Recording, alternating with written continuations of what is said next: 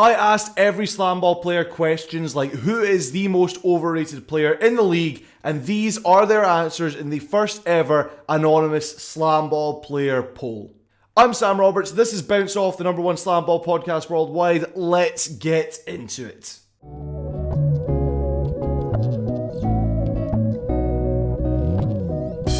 Welcome back everyone to another episode of Bounce Off. We took a little break as the season ended, but we should ideally be coming at you with an episode a week between now until we just can't do it anymore.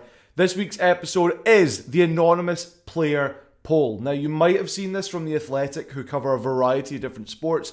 They do one every year for the NBA. In the last one that they did, out of 450 NBA players, they managed to speak to 108 different guys and ask them a series of questions based on the league.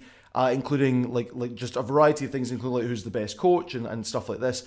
I have done the same, but for SlamBall, so that we can get an idea of how these players feel. Now, the way this worked is I approached as many players as I could through social media, any who I was able to find, which was the majority of guys. I think there was only like 2 or 3 or maybe 4 guys who I wasn't able to get through socials. I approached all of them and asked if they wanted to take part. When you're doing something like this from a journalistic standpoint, you have to give right of refusal. So if people aren't interested in it, if they decide that they don't want to be part of it, you have to just accept that and move on.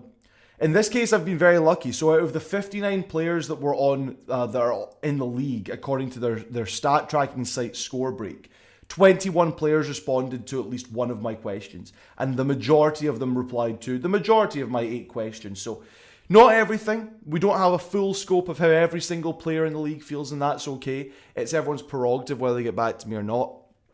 But we do have a pretty concrete, here is an overview of how the league feels about certain situations. Now, what situations have I asked them to address? Well, there was 8 questions that I posed to the players of SlamBall Summer Season 6, and they were as follows.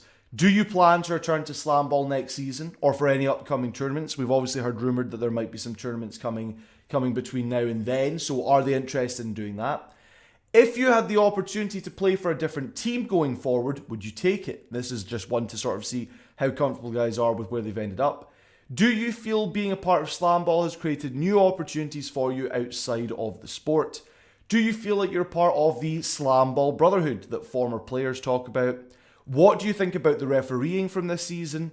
Who's the most overrated player in the league to you? And who's the most underrated player in the league to you? And finally, what are some things you think the league could do differently to improve on for next season? And we got, like I said, 21 players responding to these questions. It gives us an overview of how the players in the league are feeling going into the season. And if you compare this to the Athletic one that we talked about, out of 450 players, they got about 108 guys responding to questions. That's about a quarter of the league. Just under. For me, getting 21 out of 59, that's over a third of the entire league. So this is a pretty good, it isn't everyone's thoughts, isn't everyone's feelings, values, or opinions, but it is a good overview of how the league feels about these 8 scenarios. So let's get into it. Let's get into the first question, which was, do you plan to return to SlamBall next season or for any upcoming tournaments? 100% of the players that I spoke to, at minimum, are interested in returning to this league. It's occupied by guys who see the value in taking part in SlamBall, who want to be professional athletes in some respect, and this is their avenue. They want to be there, they want the league to grow, and they want to grow with the league in an organic way. This is the first season. A lot of people didn't know SlamBall was a thing, or just waking up to the idea that it could be a professional sport, just understanding that it's going to be coming back next year, hopefully years and years after that. And we could be looking at guys right now who could be playing for, the next 20 years if they wanted to, perhaps, right? So if that's an option, these guys want to be there for some of that. I think this isn't part of the Anonymous player profile, but Cam Horton told me that in our interview from preseason, that he wants to be here as long as they'll let him. And that's sort of the vibe I got from the players that I spoke to. Every single player that I interviewed has got a anonymity nick or code name, basically, just to preserve their identity and what they've said, but also so we can talk about the quotes that they gave. So Anon6 said, I plan on playing SlamBall for a long time. It is my sole focus. I want to be great. And that was replicated through a couple of guys who saw this as a main thing. No one that I spoke to had an outwardly negative experience that has made them rethink being a part of the league or whether or not that they want to continue going forward. A caveat to this overall Many of these guys won't trust me with their like honest opinions, right? I've given them anonymity, but this is the first time this is being done for SlamBall. For most of these guys, this is like an alien concept. Yes, I'm saying it's going to be anonymous, but they don't necessarily know what that means or what they can get away with. Realistically, they don't know me from Adam. Some guys will know my work. Some guys I've had to introduce myself to in order to get this done. And so they don't know whether or not I'm trustworthy with this, and I understand that completely. And most guys in the league, I would say, don't know that I actually have a degree in journalism. I think most people watching this don't know that I necessarily have a degree in journalism. And so I am aware of what we can and can't do when it comes to anonymous sourcing and what's best for the people that we're interviewing. And so that's been a big goal of mine, to make this as professional a thing as possible, because SlamBall deserves to have coverage like this, much like the NBA does with The Athletic, and probably countless other leagues have in a similar way. The additional caveat is that, like I've said from the jump, while this is going to be a good representation of league thoughts about certain things, this still isn't every player's perspective. And 21 guys responded. That still leaves 36 that didn't. And of those 36, I'm sure there are guys who... Sorry, not 36, 38 that didn't. Of those 38, I'm sure there are guys who didn't reply to me because they thought, man, I don't want to talk about this anymore. I'm done with this league. I'm done with this sport. I'm moving on. I don't want to think about it. I don't want to talk about it. I just want to put it in the rear view and not dwell on the situation. And so that's why they wouldn't have talked to me. Some guys will have just missed my message, and they might have not had the best time and they want to talk about it, but they just haven't had a chance to. And some guys might just not feel like I'm worth talking to. And that is totally their prerogative to feel that way about me as a content creator, or me as a journalist covering the sport. However you want to talk about me, whatever. I understand why some guys would say, I don't want to do this, and that's cool. But that's the caveat to why 100% of players had a good experience that I talked to and would return and want to return. But that might not be indicative of like how the whole league feels. But if we're looking at our segment that's replying to me, 100% of them want to return, 100% of them plan to return, 100% of them want to do whatever they can in the sport of SlamBall. That doesn't mean that other opportunities won't necessarily like come up for them, okay? Anon13 said, I absolutely plan on coming back next season. Think I truly found my element, but overseas basketball has also been a dream for me, so we will see where God has planned, man. Of course, for some guys, that's like the thing. There's other opportunities could come up. But on the flip side of that, other opportunities could come up, but SlamBall is first and foremost. So Anon19 said, if my body complies, I'm healthy at the time, and it doesn't interfere with any other work I have paying me more, or unless they can match that compensation, I'd prefer SlamBall. So there's guys out there who are like, yeah, if there's other opportunities, I'll look at those other opportunities. But if SlamBall's going to match what I'm being offered there, I would rather be here. I would rather be taking part in SlamBall, and that's really cool to see that these guys are invested in it, right? The other thing that came up with this question, again, I was asking guys about whether or not they'd want to be part of just the league, or if they want to, like if they're just coming back next season, or if they'll be part of the tournaments. And one of the things that came from that is you realize that there's not a full understanding from guys involved in SlamBall about what the next steps are going to be as we approach summer season 7. So Anon4 said, not really sure what's going on with the tour, but do plan on being a part of it if I do get the call, so we'll see about it. And Anon12 said, I hope with my play at the end of the season would have earned me a tournament spot also. So I think these guys are looking at it as though we'll wait and see. SlamBall will contact me and let me know about what the deal is. And they're just waiting for that to happen. And they're expecting that, well, the work that I've done over the first season that we've had, that's my audition tape to get involved in these tournaments. If you get involved in the tournaments, that's more progress towards being involved in summer season 7. That's more training, that's more experience that not everyone is getting an opportunity with. And one thing you might want to think about this is, if it's only the best players being taken, is any sort of skill gap that we're seeing going to widen? When are the guys who were maybe further back going to get an opportunity to catch up? All these are questions we can answer as we approach like any tournaments that do get announced. Hopefully that comes from the league sometime soon. But for now, that's sort of the perspective that I'm getting from the players. They don't entirely know, but they would love to be involved if it's an option. If you had the opportunity to play for a different team going forward, would you take it? Now, I think by and large, most players want to stay involved in this league and the opportunities that it affords them, regardless of what team they play for. Anon5 said, I love my team, but just being able to play is the dream. I want to continue. I think a lot of guys have loyalty. They want to stick with the team that they're on, but that's coming from guys who are maybe on more winning sides. Players who are from like bottom half of teams that I spoke to, they are less like focused on sticking with the team that they want to. They just want to be in the sport. Anon15 says, I would choose the team I was drafted by and stick with them unless I was traded. Sorry, Anon6 said, I would choose the team I was drafted by and stick with them unless I was traded, which is out of my control. And of course, I would take any opportunity presented to me to continue playing SlamBall. Anon15 said, I would love to return to my same team that I played with. I've developed a relationship, team chemistry, and a brotherhood with them as well. But if I, for some reason, don't get to come back with my team, like I said, I'm here to stay. So I would be grateful to still be a part of the league and with a team in general. And Anon21 said, I'm up for just about anything to be a part of the sport. I love my team, but trades and things are a part of the game too. Again, guys are like, I want to play for my team. That is my main thing. But if another team is who I end up on, that's more important. Just being involved in SlamBall and being able to say, I am a SlamBall player. That's the goal for these guys. It's not necessarily I need to get onto a winning team. It's more just I want to be here. For some guys, the idea of going to a different team isn't even about moving on from an existing scenario or moving into a better scenario. It's just individual development. So Anon3 said, there are a lot of other coaches who teach unique skill sets, and because I want to be as complete of a player as possible, I wouldn't mind playing for other teams.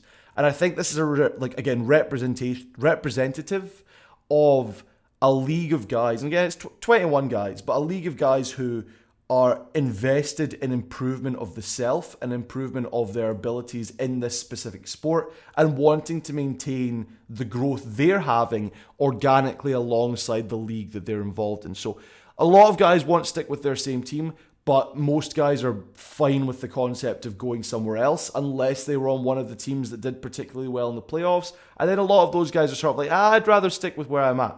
So fluidity is expected. A lot of what these guys say is very level-headed in response to the questions I had. Do you feel being a part of SlamBall has created new opportunities for you outside of the sport? I'd say that this is a launching pad for guys, right? SlamBall is not at the stage where it is, for most of these guys, it is not going to be their full-time job, full-time income annually. It's a 5-week season. They don't know what's coming next. They don't know if there'll be anything till next year. They've got to go back to existing career paths. But you've also been on ESPN, ESPN2, ESPN+. There are more eyes on you. Your personality might shine through. If you're already working in different areas, those opportunities might increase for you, right? I think for a lot of guys, this is a thing where they're trying to get their name out there. Anon5 said, playing outside of SlamBall is what I've been doing, playing overseas, for 6 years. But playing this year, I created a lot of connections for the next season to grow for me and the sport.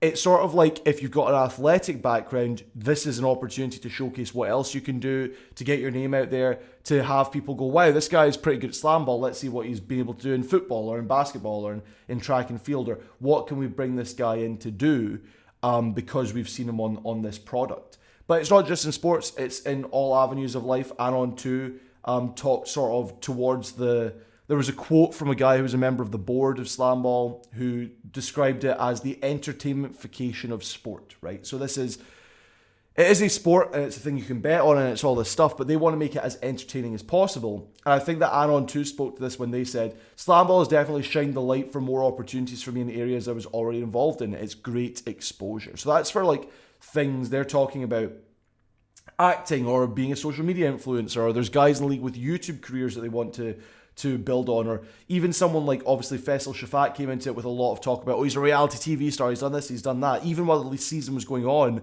he was featuring on episodes of The Challenge. So it's a case where this is increasing player profile, and maybe other guys will get the opportunity to come and take part. Like, I'm a big fan of the show Survivor. Who's to say that like someone doesn't get a call and they're like, hey, we saw you on SlamBall, would you like to be on Survivor? And that's where their career then moves into that direction. On top of this sort of stuff, it's not just opportunities for new streams of revenue or for whatever it might be, but SlamBall can also be an educational tool for the guys that are involved in this league. Anon6 said, SlamBall has opened my eyes to the marketing and entertainment side of business and what it takes to gain popularity.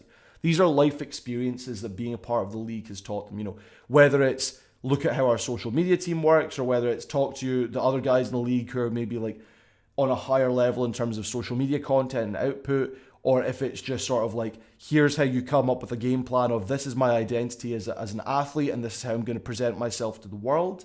These are all things you can learn by being part of a professional sports league. And SlamBall, while it might not be on the same level as other pro leagues that we've seen or we currently see, it is still pro sports. It is still an opportunity for these guys to learn and grow and see things behind the scenes of a professional franchise.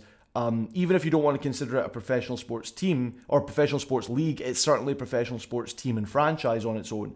We've talked about just the way that the league controls every team means that maybe it's more like it's a whole unit thing rather than separate entities at this point in time. And from that perspective, think of it like you got a 5-week tryout with the Washington Wizards, for example, right? So you get to see everything that they've got going on behind the scenes, and you can then build that into moving your own individual career forward. I think that for a lot of guys, again, this comes back to the first two questions, they're just excited to be part of the league, and they're excited for the opportunities that they can garner by maintaining that relationship. Okay, so Anon15 said, I definitely feel like it has opened more opportunities for me. I'm excited for what is to come with the launching of SlamBall. This is for sure the next big thing in the sports world. So guys are already investing like where the league is going to go, where SlamBall is going to go, and where that can take them as it continues to grow. Again, guys want to be here for 5, 10, 15, 20 years. They want to make this their livelihood, their career, the thing that they leave their mark on. And if that's your goal and you want the thing to grow in a positive way like that, then over time you'll just develop more and more opportunities that you can take advantage of. Another quote that comes to this as well. Before this, I was working a 9-to-5 corporate position and I don't plan on going back. And that's only because of not only SlamBall, but just the different acting, modeling, and opportunities to brand myself as an individual. That's from Anon18. And they're just talking to the idea that for a lot of guys, this is a dream come true situation. Some are going to go, right, I need to keep my feet on the ground. I'm going back into work. I'm going back to my previous job. I'm going to continue with this. And for other guys, it's like, no, this is all or nothing. And both of those are valid approaches. I think if you're someone who's like, nah, I can't commit to this full time. I don't know if I'm going to get the next call. I don't know what their decisions are going to be going forward. It's smart to be like, right, I've got this opportunity. I've got this job. I've got this thing I want to go and do. And they should go and do that. But for other guys, I think whole hog. And that's what they say about things like content creation as well. Like you're supposed to go 100% or else it's not going to happen. And for other guys, they just aren't sure what the impacts are yet, right? So Anon7, SlamBall definitely gave me some different opportunities outside the sport, but not as much as maybe I was expecting. You never really know how much publicity a thing like this would receive, but I feel like I definitely benefited from it. That's a measured response. That's I thought this could do a lot for me. It's not necessarily done what I wanted it to, but that's early days. Like we're a week out from the season ending. For some of these guys responding to me, it was like a couple of days after the championship game. So it's very early to see what opportunities are going to come. But even like Anon10 says, now that it's ended, we're fresh out, I wouldn't know yet if it created more opportunities. My agent stated it has, but waiting to see. So maybe if I talk to these guys again in a month, they're like, oh yeah, I got this commercial, or I got this partnership deal, or I don't know what the equivalency of like an NIL deal would be outside of college and just for these athletes, probably just sponsorship potential. But you can see that happening, that these guys are going to get offered this sort of stuff. I don't know how much of it's going to be on an individual basis as I say that out loud. I think perhaps maybe a lot of it will go to the league first and then they'll pick and choose who's going to get that opportunity. But again, that's all speculation. Like I say, these guys think that there's opportunities coming in. By and large, it's a very positive feeling, and it's a mixture of positive for opportunities outside of the sport and the opportunities that being involved in SlamBall is going to afford them going forward. Do you feel like you're part of the SlamBall Brotherhood that former players talk about? There are varying degrees of involvement from the guys I've talked to, but definitely for these guys, I think there is this sense of brotherhood. I think there was maybe one or two guys who were like, nah, this isn't really me, or I don't think I've proven myself part of it, or I was hurt this year, so I don't really know that I'm involved with it, or just I didn't feel it from the league, but I felt it from my guys. And so there's just different degrees of it. For some, it is what older players talk about, in that it's for everyone that's taking part in the sport, everyone's connected. We saw this especially with teams like during the season, you saw a lot of older players getting involved with the mob. Coach Kirsch was very involved with bringing in guys who weren't part of the league but had played to come and talk to his players and sort of like, here's my experience with the mob and here's what mob family's about. But even outside of that, other teams were sort of like, here's a coach from a different team. They used to play, talk to this guy, and I used to play, I'm now a coach, let's have a conversation. And there is this like building camaraderie throughout the whole league. Anon4 said everyone is so welcoming and accepting, old and new players. And Anon12 made a point that Brotherhood isn't just about a shared experience, but it's about shared opportunities for growth. So especially during the season, coaches from opposing teams would give me advice, which was very helpful to me. And I think that's a good thing to hear when you're like, the league wants to be competitive and everyone's going for their own stuff, but that competition can't grow unless we're being honest with the players and saying, hey, I might play for a different team, I might coach for a different team, but here's what I think about your game, and here's where I think you could improve, and here's where I think you could go from here. And without that, the league doesn't grow. There's not improvements, there's not development. And you need that from older players. And if a lot of the most ingrained older players are now coaching, you want them to have the comfortability to say, yeah, you're not on my team, but here's what I think about your game. You're not on my team, but here's how you can get into the tramps easier. You're not on my team, but here's how you get stopper timing down. Like, it's all this sort of stuff. For some guys, the Brotherhood thing isn't an old and new. It's not everyone that's ever played the SlamBall is my boy. It's the guys who I've played with this season. These are my guys. These are the guys that I have a relationship with. These are the people that I consider my brothers because we've had this shared experience. Because this is unique to 2002, 2003, 2008, 2009, 2012, 2016. 2023 is different from all those. This is a unique experience. So Anon15 said, it's more so because we all came in together, not having any experience with the sport at all. So we was really each other's support system when it came to tryouts and keep each other confident with the new learning curve that we faced. And with that, it created a brotherhood through the league, because when guys got drafted, it definitely was exciting and dope to see my guys get in a team. Anon6 said immediately from the start of camp, it already felt like a brotherhood, and it just got stronger as the season went on. And Anon12 said, from day one, I felt like I was a part of an elite group not so many people have been a part of. And again, that's the thing where like, these guys are talking from, I am boys with the guys that I played with. This is my brotherhood. But that last point from Anon12 takes you into the real prevailing concept of the idea of brotherhood that older players talk about. It's not something that's like, oh, you know, this is a family, like it's a big thing. No, it's that this is a shared experience. Yes, this season is different from 02 and 03 and everything I just said, but it's still that thing of there are less than 300 players that have played SlamBall, probably less than 200 players that have ever played SlamBall. So ultimately, it's something that only those 200 guys can talk about. Anon14 said, yes, SlamBall is a deaf brotherhood. I like being a part of, there's only a limited amount of people that have played this sport ever, so we can relate to each other in that way. And Anon7 said, from all the guys who are playing, being so genuine, nice, and wanting to further the sport, to all the coaches and former players that came to games and would want to talk to you and get to know you, there's definitely a special connection for all the guys who play or played SlamBall. It's one of those things that it's not that you're going to be cool with everybody, which we'll get onto in a moment, but it is that this is a thing that only you 200 guys can talk about. What do I mean by you're not cool with everyone? Well, Anon21 said, yes, I feel it's a brotherhood. Not saying I'm cool with everybody, but it's like 6 guys right now I can call and talk to for hours. And on this, I'll come back to the James Willis and Trevor Anderson double ejection from earlier this season. Those guys have got beef going back to 2002, 2003, right? That's never going away. That's a thing that those two guys are going to have to deal with. But I also think that they can stand to be in the same room together because it means the growth of SlamBall, right? They're not friends. They're not going to hug it out. They're not going to text each other and be like, hey man, what's up? How's your summer? How's the family? How's the kids? But they are going to like come together to develop this sport and help it grow. And that's what the brotherhood mentality of SlamBall is. It's not everybody's cool, everybody's friends, everybody's best buds. It's we all want the same thing, and that's the growth of this sport. What do you think about the refereeing from this season? Overall, the guys gave a very, very measured response. There was no like, oh, it was terrible, it was bad. Everyone sort of understood why things were difficult or different for the refs. The closest I got to bad-mouthing was Anon11 saying, some calls were def skeptical. That was the extent of it, right? That was the worst we got. Largely, it's as I think we felt as fans watching. Things maybe started out a little bit rough, and then as the season progressed, as things went on, as players and coaches and referees, as everyone got more reps, things improved.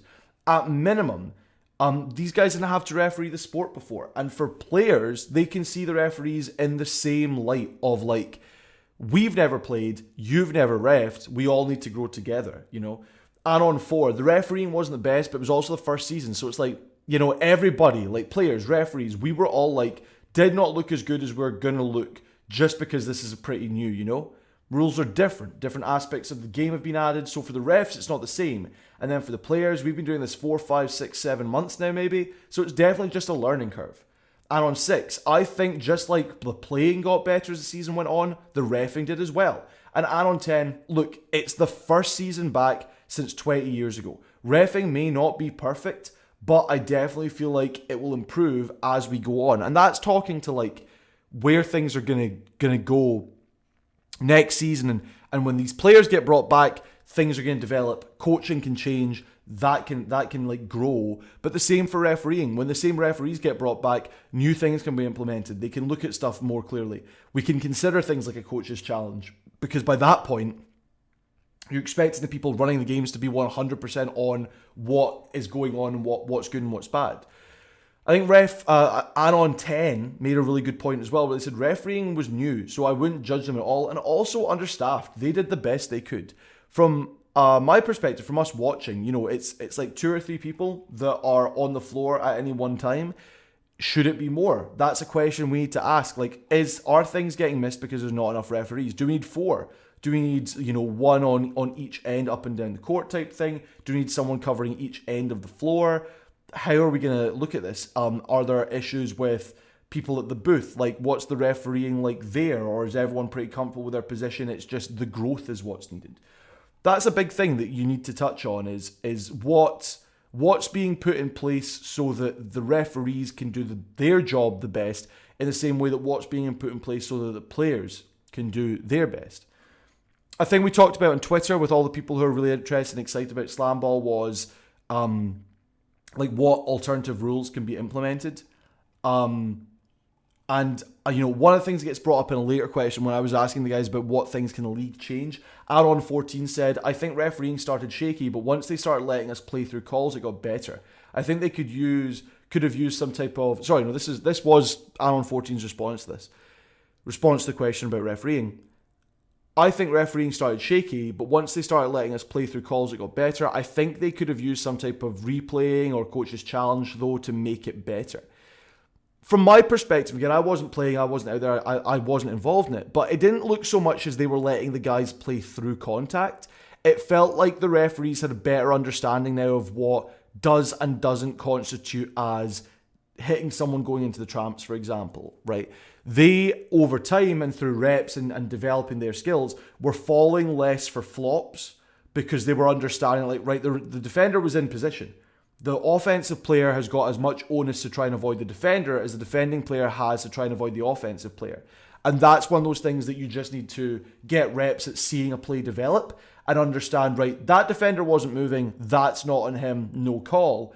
And that's what comes with the experience that we're talking about, the reps that the referees are getting. So I don't think necessarily that they were letting guys play through.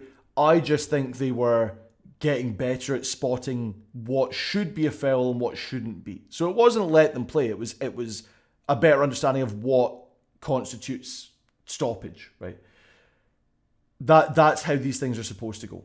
In terms of like new rules, because they talked about coach's challenge, I don't know if we've gone long enough in the league to deserve that. The 2 big things I talked about on Twitter when there was a conversation about maybe new rules should be implemented was, I think they need to increase the length of the break it take it to 30 seconds instead of 20. I think that's a way that you make that a more sustainable part of this sport. And I also think that you need to introduce some sort of time constraint for inbounding the ball. We saw particularly in the last weekend, the play that comes to mind was the Slashers got a restart and Tony Crosby II just stood there with the ball. And that's his prerogative. That's what you're supposed to do in that situation. You have 20 seconds of an offensive shot clock. There's no, like, in basketball, you have to inbound the ball from the outside within 5 seconds, right? That forces you to have to get the ball in. You can't just hold it and wait for the ideal scenario. In this case, he just held the ball for like 15 seconds and then went and took a jump shot. From a defensive standpoint, they can't touch him until he dribbles the ball or makes a pass. Then you can get involved. but the shot clock's still running. The game clock's still running. He's cutting out 20 seconds of the last 40 seconds of a game because he can, because there's no sort of onus on them to make a move. I think if you introduce just something like basketball has with a 5-second rule where, right, the play's restarting, you've got 5 seconds, you need to pass it or dribble within those 5 seconds. That's enough to like keep things fluid and moving, and hopefully that's something that gets introduced for next season. And another change that this is the thing I was trying to reference earlier. Anon15 said in the later section about what improvements could the league make, work on protecting the dunkers from the stoppers drifting. I feel that's really big because they should be just as protected as the stoppers are. There's a lot of things in place to make sure the stoppers are protected when landing. You can't go into their box, for example. You have to make sure they have a clear space to land.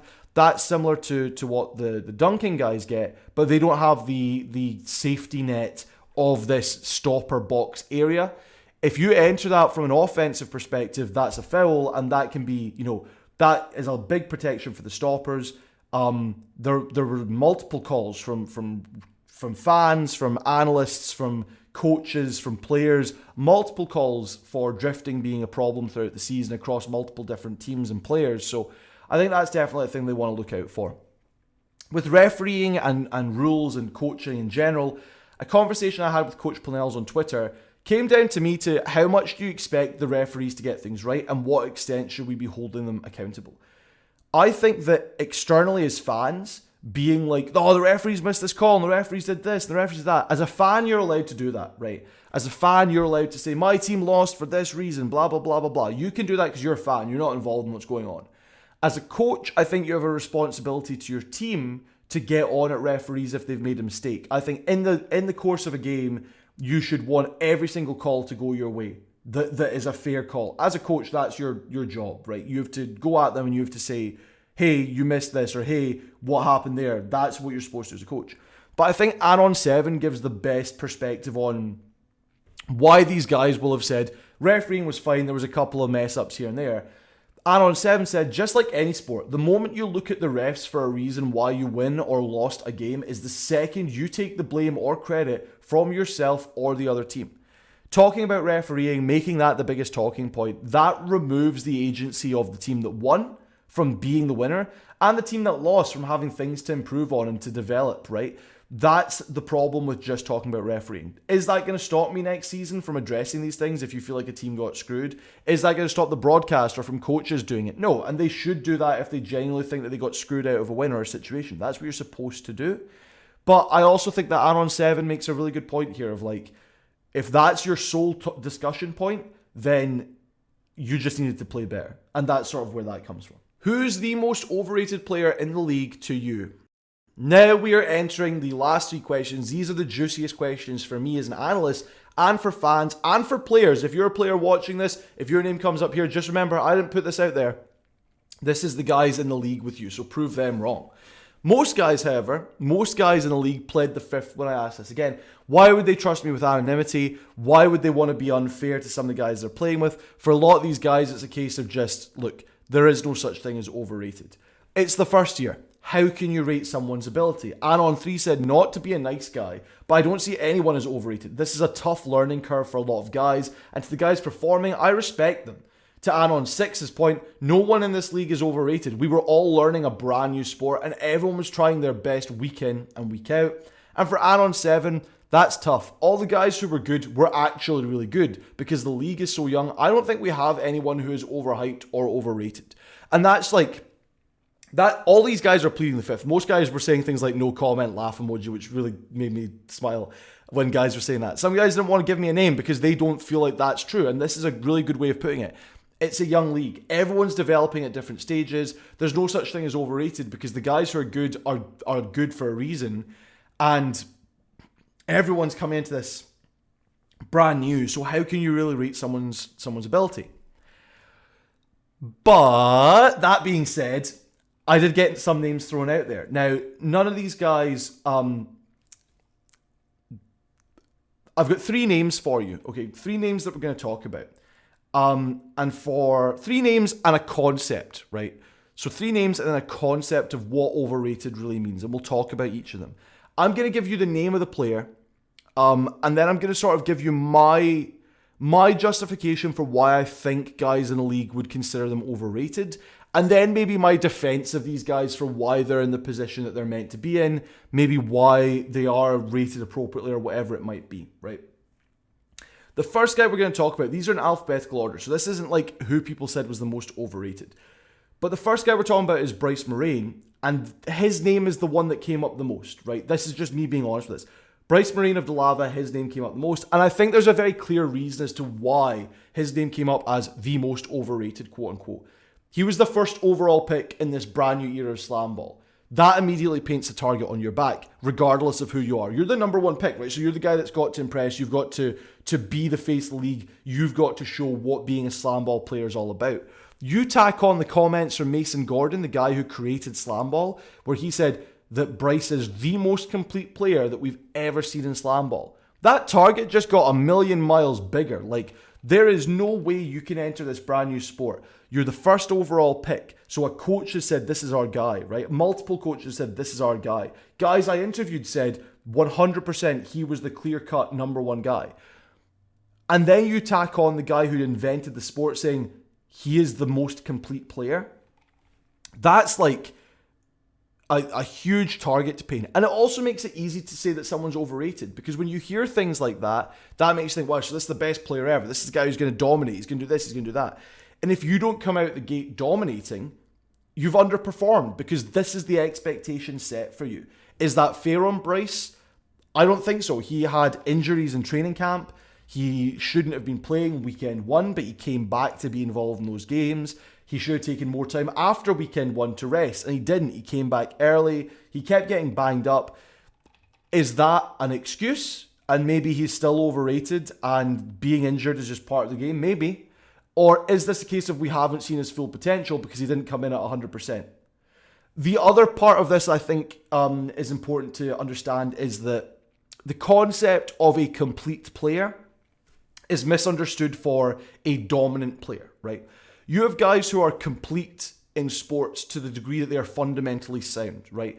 What I take the phrase complete SlamBall player to mean is that Bryce is the most comfortable on the tramps, in the air, on the island, shooting from distance, bringing the ball up, making the pass, getting an LBR. He is the guy who's supposed to be stuffing a stat sheet. This is your like quadruple double type guy is the ideal scenario. Or like just, not even that, he's your 5x5x5x5 type of guy, right? That's the expectation that a complete player sets. But when you hear that of the first overall pick, you assume that means this guy is complete. He is going to dominate a league of guys who are brand new. So you look for that to happen. And when you're injured, when you're banged up, when you're coming back to games with like a little bit of nervousness that opposing coaches are pointing out in commentary, you can't play to your biggest capabilities. And so I think he was overrated from the standpoint, I think the guys in the league will see him as overrated from the standpoint that like, there's an expectation set, and if you aren't dominating, that's not living up to that expectation. But let's look at his stats from the game. Like in the first two games that he played, he scored 23 and 26 on good efficiency, right? That's prior to getting a secondary injury that kept him out from the remaining couple of weeks, or the later weeks of the season.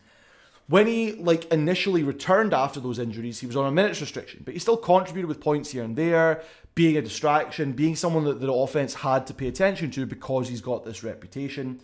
Then when it came to the postseason, he ended up with 21 points against the Wrath in the quarterfinals and 11 against the Mob in the semis, on a team where he now wasn't the focal point. He was occasionally creating his own shots, getting his own baskets, but the team wasn't built around him and his offense anymore. It was built around other guys that we'll probably talk about later on, because they had to step up with Bryce not being available. And that's one of the things. If you don't want to see him as the best player, understandable. He hasn't proven that in season one, and that's through injuries and that's through availability. Availability is the best ability. If you don't want to see him as the most complete SlamBall player, that's also fine. Like I said, I think he's a guy who, when I hear complete SlamBall player, I think 5x5x5 guy. Like he's going to get 5 points, 5 LBRs, 5 hits, 5 assists. You know, you want a 5 of everything. It's a little sprinkling in the whole game. If you don't think that's how he plays, that's also fine. But he definitely can score. He just hasn't had the opportunity to take on an entire offensive load. And we'll see how that progresses with Summer Season 7 and any tournaments that Bryce gets to be involved in going forward. That was our first most overrated player according to SlamBall players. Again, this is not me bringing these names up. I'm explaining my reasoning as to why I think it is. Our second name, alphabetical order, Keith McGee of the Ozone. I think that this perception of him being overrated is that he is perceived as the scorer for his team. Maybe that's all he's seen as, right? Maybe he's just seen as a scorer. He can't do anything else. Are there stats to back this up? He played on a team that obviously was one of the two teams that didn't make it into the playoffs, didn't make the postseason. They struggled to win with him as their main guy. I also think when you get tacked with a nickname very early in the season that denotes you as a bucket getter, Cujo McBuckets over here, there's an expectation that you're a dominant player. And he had a couple of games mid-season that proved that point. Keith McGee had a 38-point outing. He had a 34-point outing mid-season over the course of 2 weeks, right? That's really impressive. For his 10 games played, he averaged 16.9 points per game. That is a star level scoring output for a team. And on top of that, he averaged 3.4 LBRs per game. So he's doing a little bit of everything while also scoring a whole bunch. I think that this concept of overrated for him comes from, is Keith a guy who's going to get you wins? Not necessarily, but he's going to get you points. He just needs to have more structure around that, or he needs to be part of contributing to a team that's got a better, winning structure. Maybe he's not the focal point, but maybe that's how it came across on playing on the Ozone, that he seems like a star guy when maybe he should really be a second or third player. Maybe that's the feeling from the guys who are telling me that he's overrated a bit. That being said, he only scored below double digits 3 times in the 10 games that he played. So that's, 70% of his games he scored in double digits. Is that average inflated by the 38 and 34? Maybe, but he also scored 38 and 34. So good for Keith. I think the overrated concept comes from the highest scorer on a not very good team. Maybe that's the perspective. But I think he can definitely contribute, and he's definitely shown that he can do things in around the tramps. Obviously get insane height and pull off some impressive things in the air. Excited to see more of him going forward. Our last player, like I said, we have a player and we have a concept. Our last player is Tony Crosby II from the Slashers. Now, visually watching the games, his impact on his team in terms of scoring and stuff, the visual is that his significance decreased as the season went on, right? As teams became more comfortable with how the game worked, as the Slashers' offense started to get seen more by defensive sets, as teams started to double team Tony Crosby, his impact on games it felt like it got smaller. If you look at the stats, again, he was still averaging 17.7 points per game, which makes him a top 10 scorer. He only scored below double digits in one game of the many that he played. He consistently was contributing to his team, getting you at minimum 10 points a game, right? Averaging 17.7, constantly getting 20-point games, which puts your team over that hump of getting a win. Far and away, the hits leader of this league, a physical player. But visually, that impact seemed to lessen. His team was pretty good, but they didn't do anything in the finals. Do you hold that against him? That he wasn't able to take over and force the Slashers into a more competitive game with the mob? That might be part of it. I think his impact seemed to decrease from week 2 onwards because the Slashers started to run an offense that wasn't just designed around what Tony Crosby could do. Brad Laubacher took on more responsibility handling the ball. Alonzo Scott Jr., Amir Smith, these guys started to get more opportunities to score. Nathan Karstjens became like a breakout guy for these guys at stopper. So the narrative around Tony Crosby II was about how exciting he is and him becoming like a face of the league and being a highlight guy. And for some players who are involved in SlamBall, they might go, he's just a highlight guy. He doesn't contribute to wins. You can say that, but his team got to the finals. So he clearly contributes to some sort of winning mentality. But I can understand why a player would go, he's a highlights guy. I don't like that he's getting the shine when his team isn't as good as, or he's not the reason his team is as good as they are. Maybe that's the perspective that's being brought to this. But he's a fan favourite. And at minimum, he showed an ability to score. Like I said, the stats back up that he is going to contribute to your team regardless. And the hits number, he doubled the second best guy in hits on the season. And that's something I'm always going to come back to because that shows that not only is he willing to go up and get massive dunks and and affect change on the offensive end, but he's going to get physical defensively, and that needs to be respected from Tony Crosby's second game as well. Those are the players. Here's the concept, right? So this is like, who is the most overrated guy? We talked about this on the last episode of This Week in SlamBall, the idea of how good are the mob players outside of their offensive sets and outside of their team system, right? Are the mob players all individually great, or are they on an incredible system? So Anon18 said, I honestly think if you put some of the mob players such as Darius Clark or Cam Hollins, if you pit them on different teams, they're not as good as they seem on TV. I want to see this too, because that's like an interesting thing. That's like an interesting thought experiment. How significant was the mob like mentality, right? In order to get those guys to all SlamBall team status, right? Both the guys that were mentioned by Anon18 are all SlamBall team guys, right? And were they there because they are the most skilled? Or were they there because they are benefiting from an offense that deals with one-tramp lobs and like consistent opportunity? Maybe that's what it was. It's a thought experiment. Talk to me in the comments. Get at it on Twitter when this episode goes live. I hope that this anonymous player survey is going to bring up like a lot of discussion points around the things that we're talking about. I want to know if you guys at home, do you think that the mob players can be great outside of the system? Or is it the system that is making them appear amazing? Is that what we're looking at here? I'm trying to think of an NBA comparison desperately for like, oh, this guy was great on this team, and then as soon as he left, he disappeared completely. And I'm really struggling to think of one, which is terrible. If you've got a comp for that, let me know in the comments below. But are the mob guys as good outside that system? I don't have anything that can back that up because it would just be eye test and it wouldn't be any stats that are explaining it.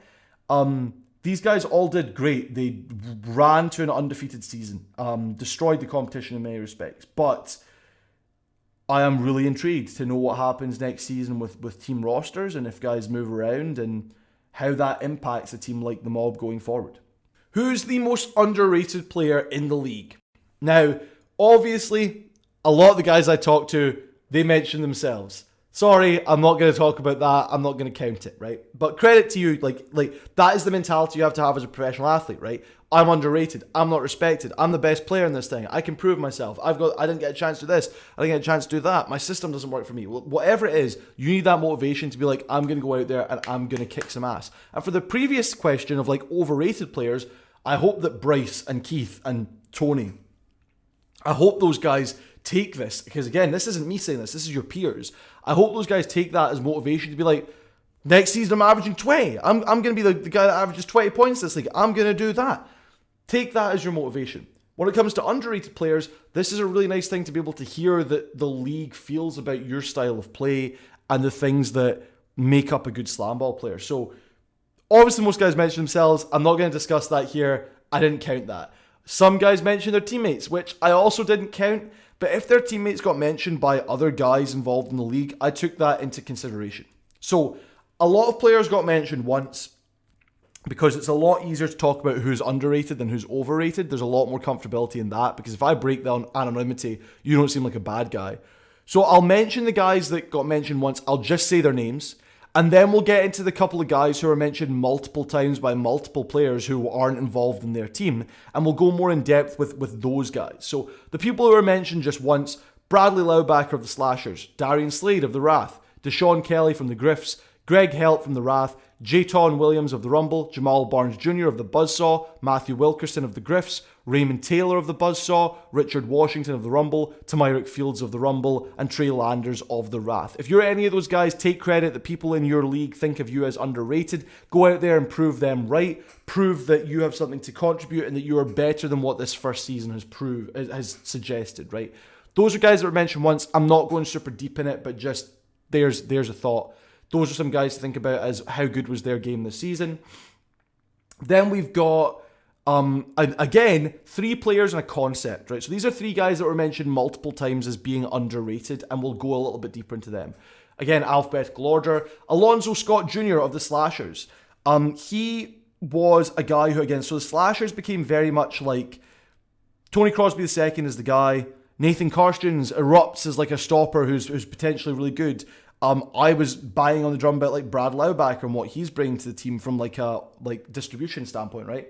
But guys who got lost were Alonzo Scott and Amir Smith, guys who were contributing to the offense and also like just being a part of this team, who are maybe getting lost in the shuffle of what was going on. So Alonzo Scott Jr. was a great scoring option as part of that offense. You know, I talked a lot all season about the double wing cut bottom tramp, like high arcing alley-oop. And early on, it felt like that was only working when it was Brad Laubacker and Tony Crosby. As the season went on and teams started to shut out TC2 more, Alonzo Scott was the guy who took over that role and he got points. But he could also do things on his own. You know, he was the guy that was trusted to get points when maybe Tony Crosby was getting taken out of the game.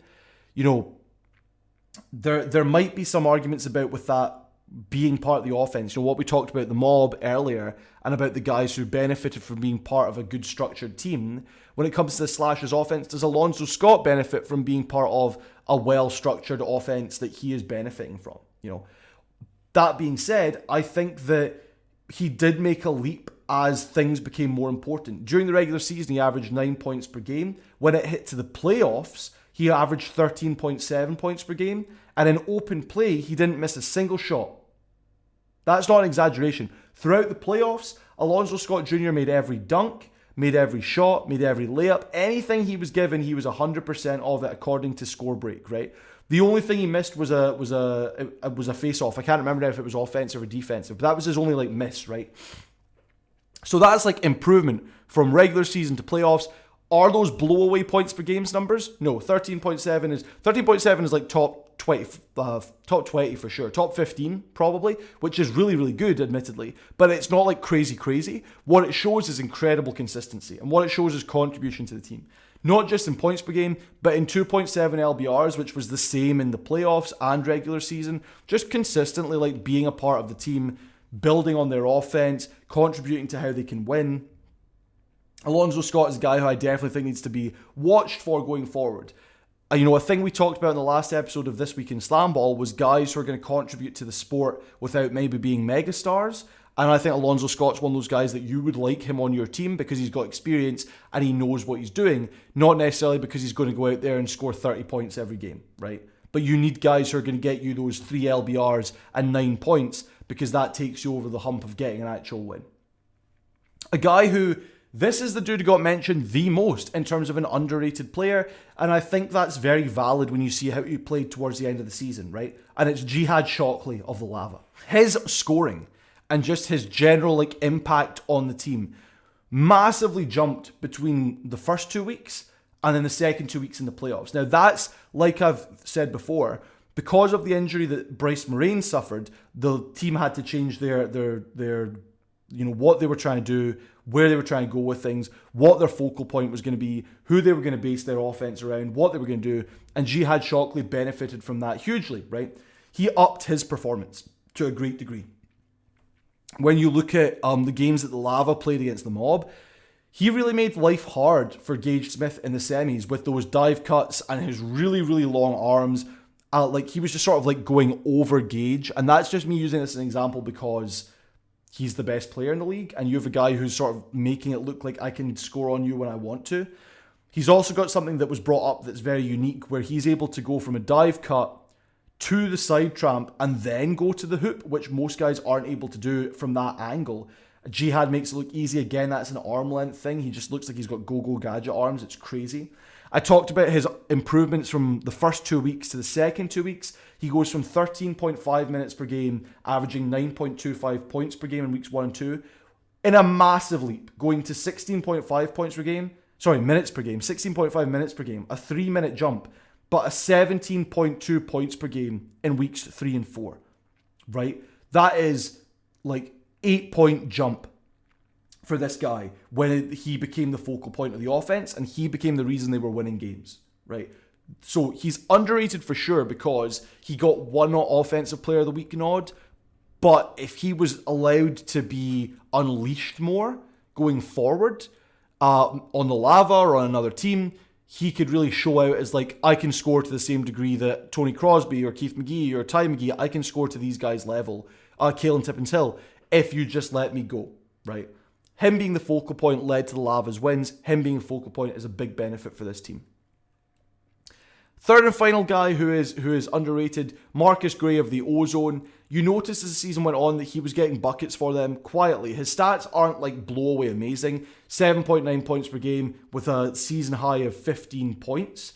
But I felt like whenever the Ozone were like, we need a basket, just someone needs to score, just get an easy dunk or something, it was Marcus Gray that was getting them those points. And that's a valuable asset to have. He was not the focus on offense, but being able to slip in and score when the team needs it, that's incredibly valuable to your team. He's also willing to do what needs to be done for the Ozone or for whatever team he's on. The highest LBRs we've talked about today, it's 6.1 LBRs per game. Again, maybe you're not scoring, but if you're getting like 8 points per game and 6 LBRs, you're contributing to your team in a meaningful way. And that's what Marcus Gray was doing for the Ozone. And the last thing we're talking about is the concept of underrated as it pertains to like an entire position.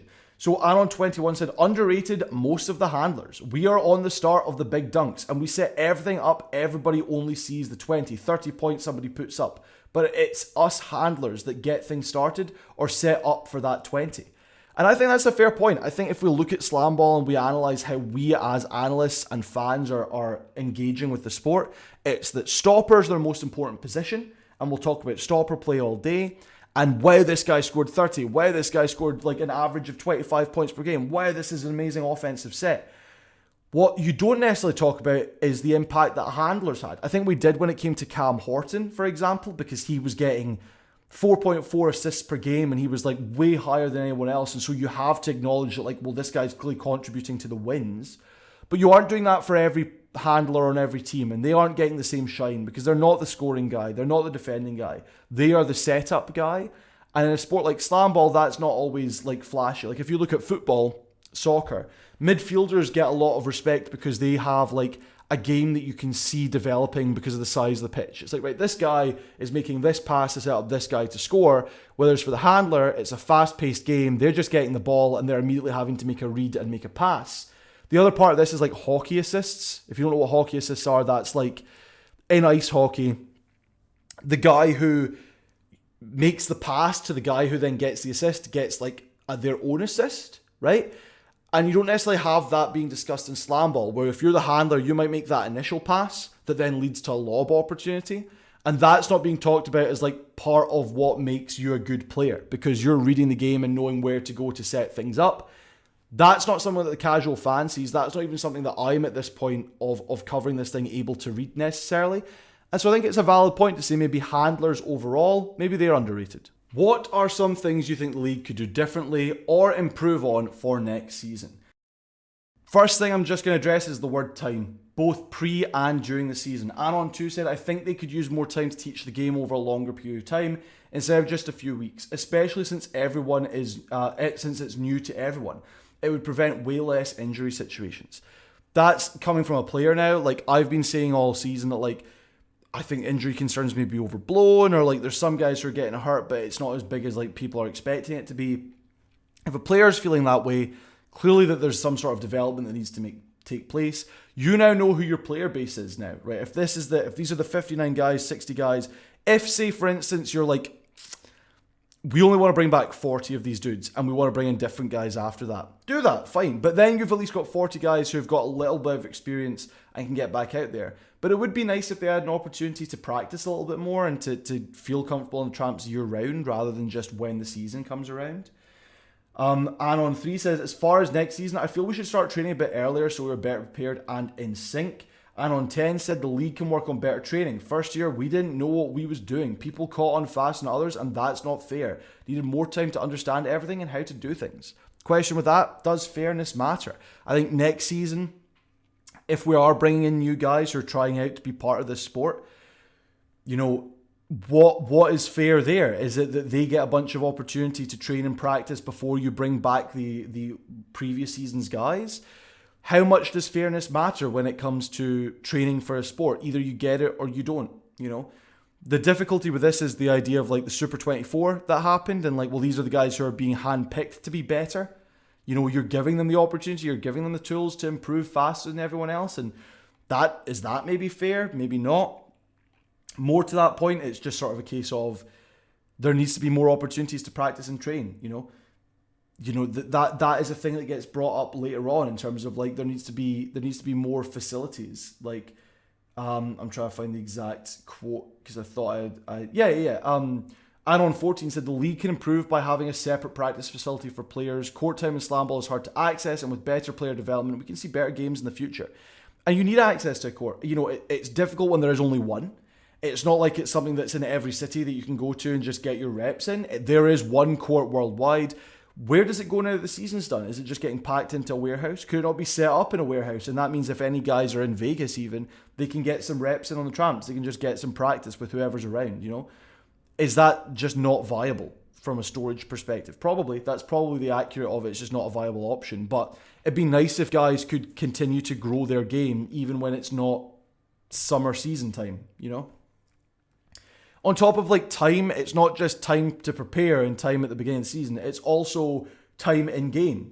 Make the season longer was something that you were hearing. Anon 12, what they could do differently next year is make the season a little longer. I feel like the season ended way too quick. Anon 18, the season went by so fast that it was a blur.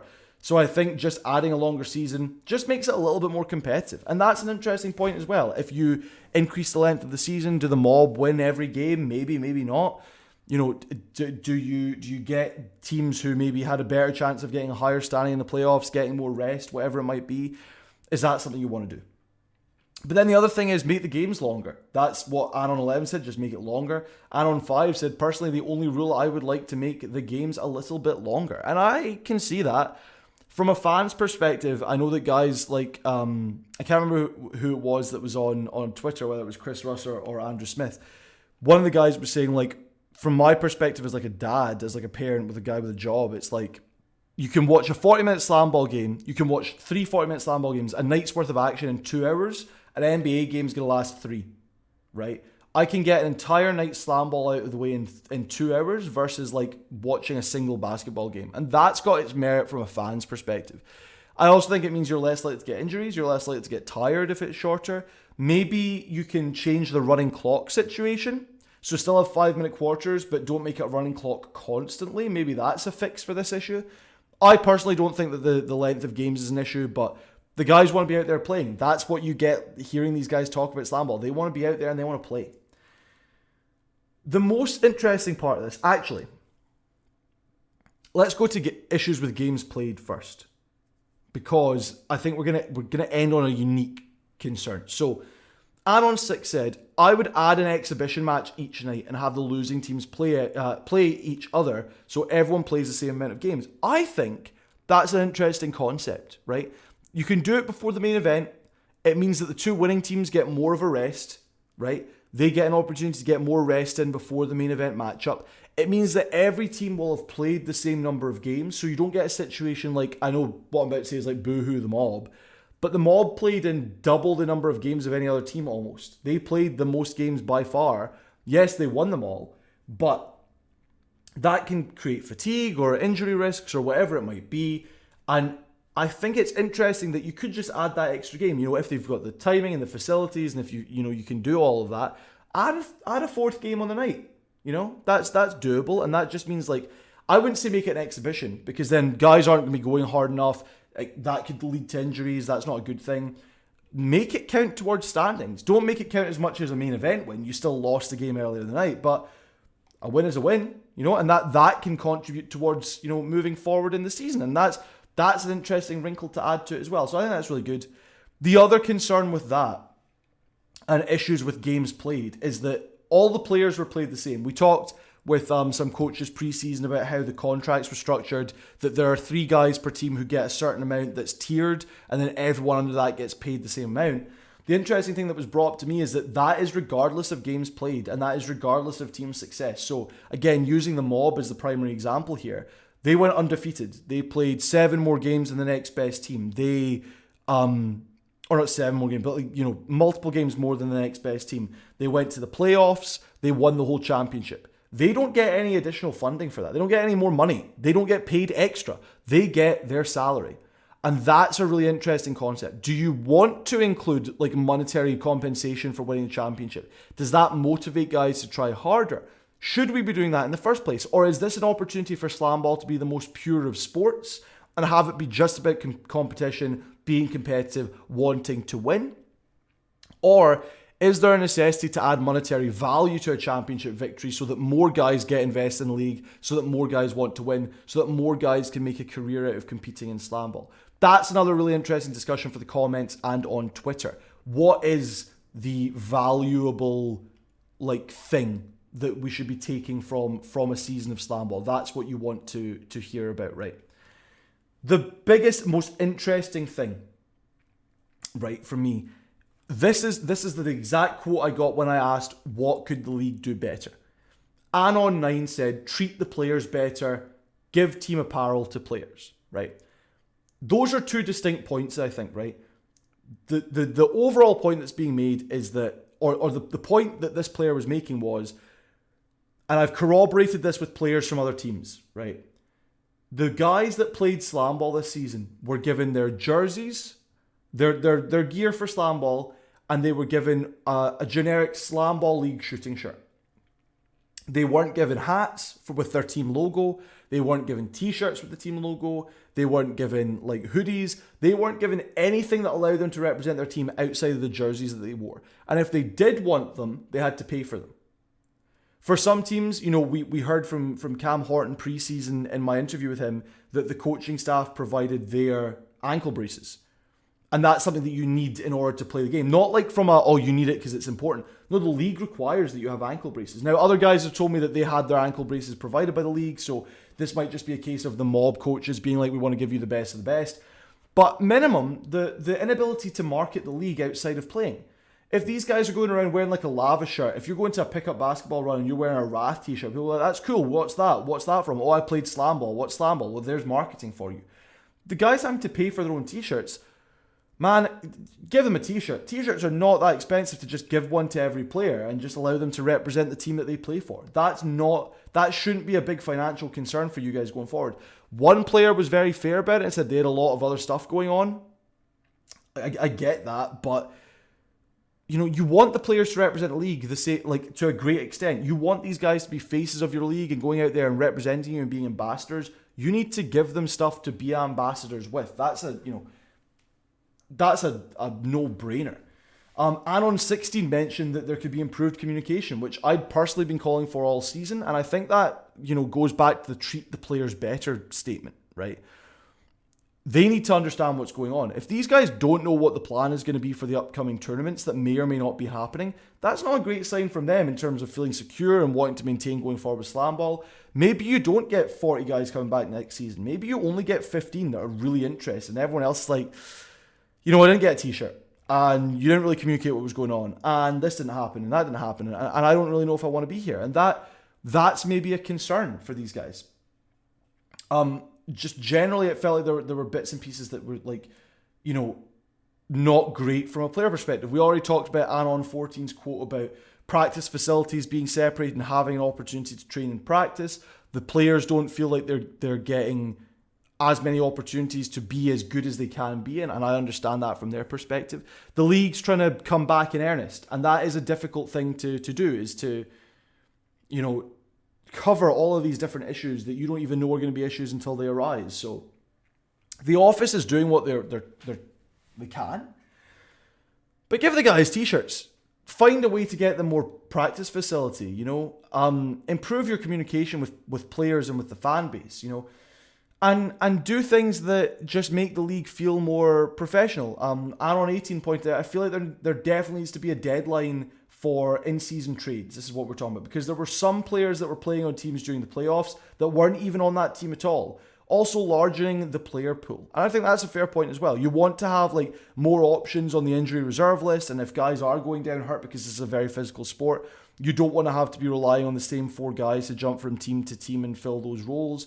We talked about this earlier in the year, do you just increase the roster size to 8? Is that enough of an impact? I quite like the taxi squad idea, but maybe it does need to be a full squad of 8 guys that you can pick and choose from, rather than just 4 who are having to fill all the spots on certain teams.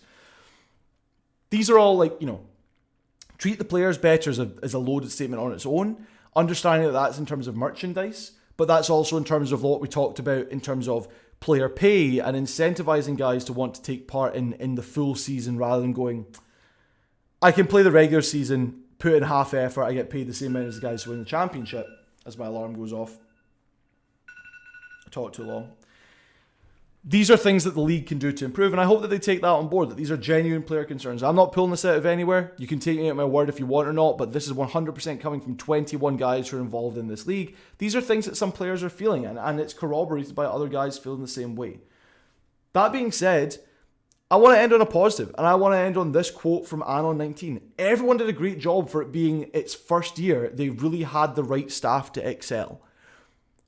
From the first 3 questions that I asked the guys, from any interview you see with Mason Gordon, from the fact this thing's been going on and off for 21 years, right? 22 years. The guys who are involved in SlamBall are invested in SlamBall. They want it to succeed. They want to do everything in their power to push the sport forward, to develop it, to get better, to get more seasons, to get more players, to get more facilities, to get more training opportunities, to get more tours, to get international acclaim, to get international distribution rights, to do everything to make SlamBall the next big hybrid sport. And I think it can get there, and I wouldn't be doing this if I didn't. The players wouldn't be playing if they didn't. The guys in the office wouldn't be there if they didn't think it could do something. The guys coaching wouldn't be coming back if they didn't think it could do something. They think that this is the next big thing, and they're investing in it. And having the right staff to excel is a big, big thing. Are there things that they could improve on? 110%. We just talked about some of them. Could they be doing more to be better? Hopefully they'll have learned from this experience this season. And if they're as dedicated as it seems to making SlamBall the best it can be, they will have learned their lessons, they will improve, and this sport can only get better. That's been the first ever Anonymous SlamBall Player Poll. Hopefully I'll get a chance to do this next season as well. It was a lot of fun getting to talk to the guys and getting their perspective on things. Are there some questions I probably should have asked? Yes. Are these a good set of 8 questions for jumping off at understanding how they're perceiving the league? Yes. Thank you to all 21 guys who responded to me. Thank you to the guys who are going to get back to me. We just ran out of time to do it. Thank you to the guys who didn't even see my message. Thank you to you guys who are taking part in the sport. Thank you for you that are watching. Thank you to everyone that's listening. Thank you to everybody that's been involved in SlamBall as a player, as a coach, as a member of the office, as a fan, as an analyst, as whatever you might be. Thank you, because it's been so fun this first season. There will be bounce off episodes, not as fast and not as often as we had during the season.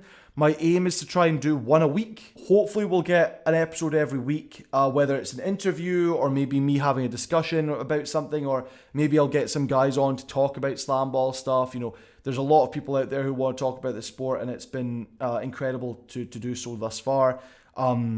That's been the first ever Anonymous SlamBall Player Profile. Let me know what you thought about how I've approached things and what answers you think were interesting. And again, those discussion points about the handler position and the mob role and all the different things that we talked about. We will definitely be having discussions on Twitter when this episode drops.